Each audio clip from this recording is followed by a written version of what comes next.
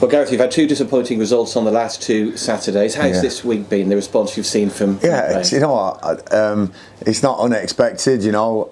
Again, eyes wide open when you come in. We've tried a couple of things, and you know, we've played a really good side in Wycombe. Honestly, they'll beat many teams this season, so that one wasn't too concerning. The stats really bamboozle me sometimes when you look at it. I'm not a stats man at all, but if you just looked at the stats without seeing the final score in both games, you know, you would have thought it would be a lot closer than it was, with shots on target, and even this new XG thing that people debate whether they like it or not. So, you know, just looking at that, they're closer than the scoreline suggests, and so that gives me hope. Gives the boys hope, because I relay these messages to the boys, and as in the Cambridge game, you know, they score their first goal, they don't come in our penalty area again for 33 minutes, and then they score their second, and it's like, boys, there's some fundamental basics here that we can get better at, without a doubt, you know. And they are mistakes defensively. You know, we've got to start keeping clean sheets. We've got to start reducing the amount of goals we're conceding. So the positives are we're scoring goals. You know, I think I've scored 6 in the 4 games I've been here, which is great. But we've conceded 12, and that's a massive red flag for me. So, you know, we're working on it, definitely. And all I can say is that day in, day out, the boys are getting sick of me doing defensive sessions, crossing sessions, that, you know, because we need to work on it. We need to be better on it. And there's some basics that people are sort of neglecting, and we've got to get these back in. And what I can say is that the disappointing results, yes, but this place won't be down. No chance. We'll come in bubbly. We'll come in and you know, we want to work hard. We want to get better. We want to improve. And that's my job, just to keep this place up and upbeat. And the boys come in, they're a good bunch, like I say. Sometimes too nice, sometimes too good. Need some leaders, need some real winners.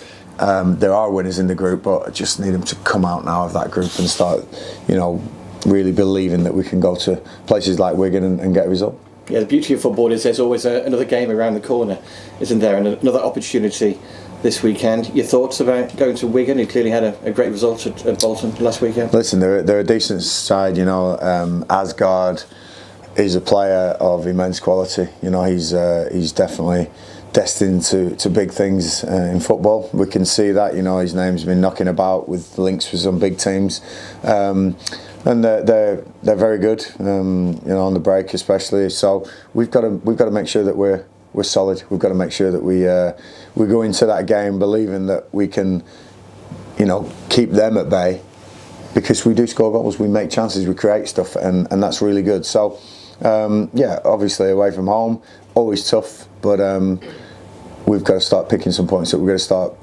I just want to see some solid performances where, you know, you almost think a 0-0 I'd take, because it's a clean sheet. It'd be a massive step forward in defensive standards, but you know, we go into this believing we can win it, as we always did. As I sat here against Birmingham first game and said, I believe we can win it. I really do believe we can beat Wigan, and we'll go in that game.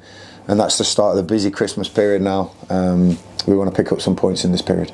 Yeah, in some ways, with the games being so close together, I think it's 4 in 12, 5 in 15 if you include the Leyton Orient away game as well. Is it an opportunity, if you can get some momentum and get on a little bit of a run? Oh, of course, you know, this is a big period of the season. You know, these games, you get to Christmas, you get to New Year, and we all know we've been in football a long time. Yourself especially, it goes quick. We've just been talking about that. You know, the years, it goes quick from Christmas to May. Just goes. It really does go quick. So we've got to pick some points up. We've got to be in amongst it. We've got to have a glimmer that we can catch these teams that are fifth from bottom, and I'm certain we can. It's just now getting this momentum in these games. They're crucial games. They really are. You know, everyone else is on holiday from work and school and everything, and football carries on, and it becomes really, really prominent in people's lives. You know, people come to these games, and we want to entertain our fans. We want to give our fans something to shout about, and I'm really hopeful that we can get something out the next 3 or 4 games. I look at them and thinking, why not? You know, we've played the top teams, we've matched the top teams. okay, Wickham really did take us to the cleaners on their finishing. Fair play, they were great finishes, and mistakes from us. But these are teams not at the calibre of Wickham at the moment. Wickham are top of the league.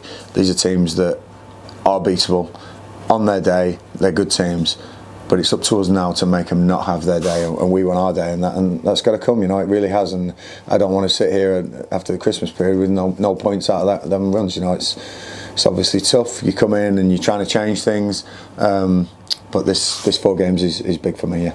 How's availability looking ahead of the weekend? Yeah. Same as last week, really. We have 1 or 2 knocks. Carl Winchester, took a knock in training just before the Wickham game, and that was a blow. Captain, and he's a good player, Carl. Good character around the place. So his knock really did, affect the group, I think. But we've got more. I think more or less everyone's out there. We've got, like I said, 1 or 2 knocks. People come in and say, "Oh, I've got, this is sort of a stiff back or something," and they might not train for that morning, or just a risk assessment on them. But we've got no majors, and that's really good. That's a testament to the way we're training, the way that the loading is, and everything, and they're getting robust. But it's small changes. It takes time. It does. I'm going to try my absolute hardest to increase the rate of this time and make it shorter, and say, right, can we get these players winning and robust and injury free, start getting points on the board, and everyone's happy in Shrewsbury then, and especially me. Has Carl Winchester got a chance of potentially being involved this weekend? Yeah, he's always got a chance. We'll see where Carl is. He's what Carl Winchester is a warrior. He will play with his leg hanging off if he's got the all clear to do that. And that's why he's captain. That's why the lads love him so much. He's an example on the pitch.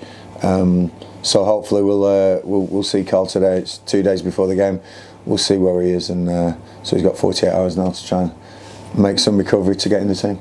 And how's Josh Coyote? Is he getting closer all the time? Yeah, Josh is getting on time. I mean, 6 months without really kicking a ball for this club is tough.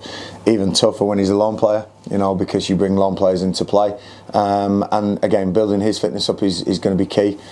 He's obviously going to be a bit rusty, but he's a big figure in training. He's strong. He's quick.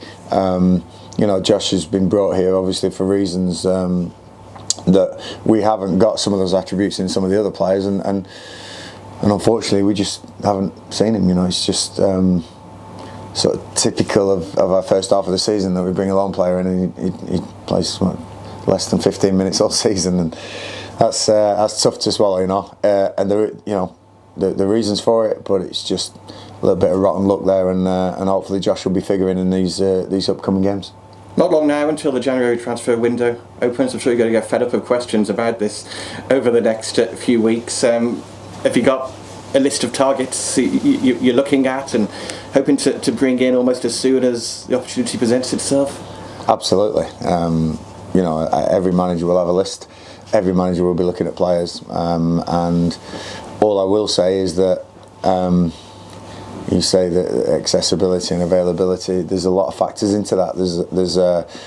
There's finance, there's the opposition clubs letting these players out, contract situations with the opposition players. There's all sorts that go into this. Of course, I want to strengthen the squad without a shadow of a doubt. I've seen enough now to think, some reinforcements would go down well. But again, there's limiting factors, and there's limiting factors here, which everyone will know. So we've got to try and be creative and see what we can do. But done it before, and I can do it again, no problem. But I just let everyone know that there's plenty of factors involved, and just it's not like going around a supermarket with a shopping trolley and just picking the best things off the best counters. We've got to make sure that we are getting the right players at the right price, because this club just can't afford to pay through the nose like some clubs can. One player you know very well has become available. Jason McCarthy has left Wickham in the last couple of days. Is he someone who could be a potential target? There'd be huge conspiracy theories, won't there, about why he's left so just before the window. Jason's a player I've worked with. I've signed 3 or 4 times at Wickham. Outstanding professional, and again, all the factors that I mentioned just a minute ago will come into whether we can get someone like Jason McCarthy in. But again, great pro, and real good defender. So you know, there's obviously an interest in Jason, but we'll have to see where that goes. Have you managed to speak to him as yet? If I had, I wouldn't be telling the press. Fair enough. In terms of the players you've got out on loan from the first team squad, this is Ronald Adowu, Max Matu and Harrison Beans. Yeah. Have you spoken to them about their situations? Yeah, through Mickey Moore, the director of football. Mickey said he'd take over, and he's been speaking to them on a regular basis. I think the right thing would be for me to speak to them in the January window and just say, where are you boys? You know, I've watched them. I've watched their footage. You know, I'd be stupid not to know that Roland scored a goal last week. You know, and things like that. So it's, you know, it's, as a manager, you come in and 3 players are on loan, you can't do anything about it until January, and sometimes you can't even do anything about it then. So again, all the factors that the public will think, you know, why don't we get him back? Why don't we do this? Why don't we do that? There's all these limiting factors in football, and that's why it's mayhem sometimes and crazy inside the game. But I will do my best for Shrewsbury Town Football Club, and if that means talking to some of those players, seeing some of those players in action, then that will happen. But I've got plenty to work with at the moment here, rather than the 3 that are abroad at the moment. One's in New Zealand, and I'd have to watch him. I'd have to be up in the middle of the night, so I'd still do it, but there's a long way away. So there's plenty of factors, like I say, but I'm really excited to see them, and really great that Roland scored a goal last week, the winning goal, I think, for St Mirren. So yeah, he's definitely making a mark up there.